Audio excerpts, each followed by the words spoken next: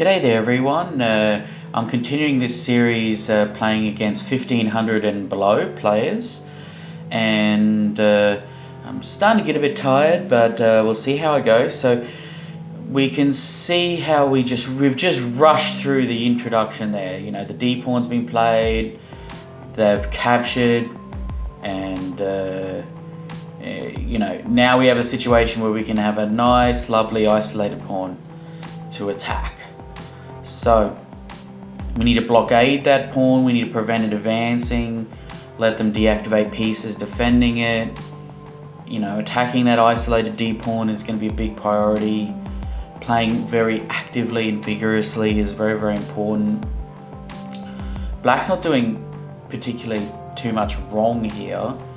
The king is still stuck in the center, but he's got some good development. And what you do to one side, you do to the other. So I'm looking at developing my queen side now, and I've got that pin on that bishop, and so it's very, very interesting. Yep. Okay. Well, there we go.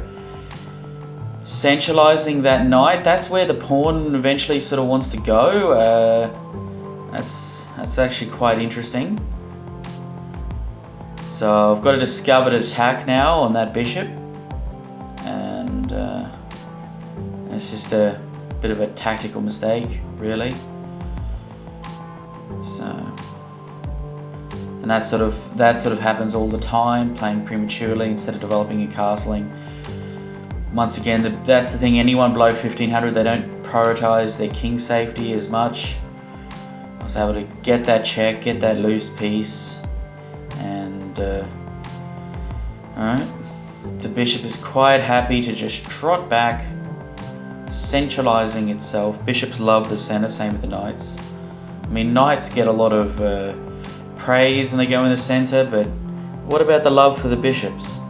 Anyway, so alright, just have a go. Alright, now we see black has 4 pawn islands. On the queen side, the isolated D pawn, the 2 on the F file, and the 1 on the H file.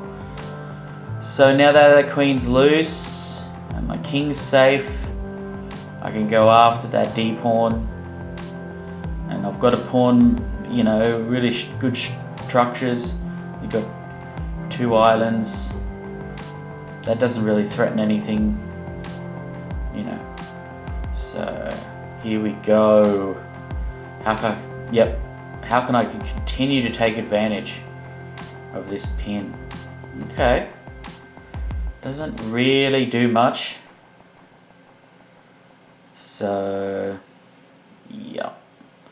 Decided to play actively, defend, you know, bring my bishop to the center.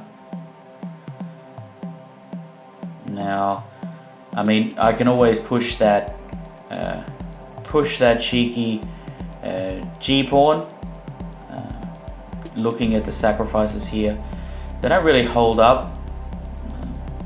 Also looking at rook to G4, I'm looking at F5, I'm looking at taking the open files. Yep, rook G4. There we go. Just trying to keep the queen as centralized as possible, and trying to keep the queen as active as possible, so she's threatening the bishop, and to lop it off. And oh, there we go.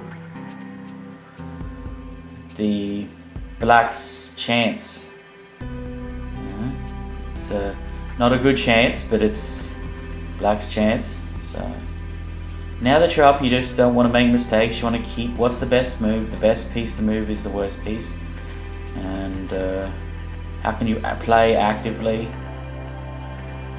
Now the queen is threatening that pawn, that past isolated D pawn. So gotta defend that. Now my knight's loose. Not particularly worried. Now, yep. I'm very happy with myself taking the open file with the rook. Rooks love open files. So it's time now to threaten the queen, and actually the reason for this move is actually redeploy at e3. Gives me a third defender. The king obviously also defends, and also e3 is just a great centralized position. It holds everything together. It's very solid. Defends that passed pawn. Just all round very solid. Thumbs up. Queen's attacked. So is that a free pawn? No, I don't want to open lines on 2 files to my king. One's fine, but why don't create 2 fronts. So I'm tempted to take it, but should I? Free is not always free, as they say. I went for it. Of course I went for it. Couldn't help it.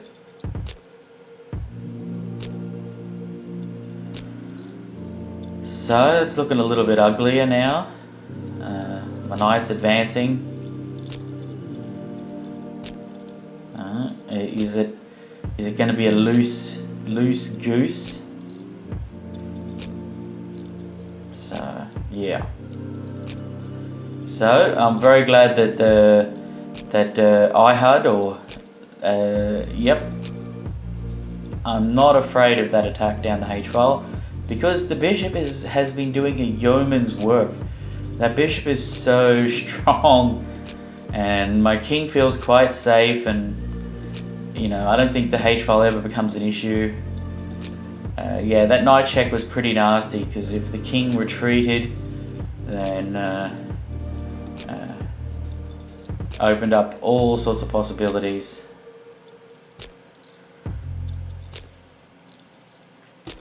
Alright, so the queen's attacked. Just keep a grip on the light squares. That's all you have to do, just keep a grip on the light squares. The pawn in front of the king guards the dark squares, and you just want to keep a grip on the light squares around the king. So now, also the queen at f3 is very good. It eyes the passed pawn, and it also eyes the rook in case the queen decides to go on a holiday. So I have a tendency to rush down with my rooks and just blunder them, so I'm always nervous about advancing with my rooks. Always extra careful. So why do I want to lift my rooks? Well, because they're,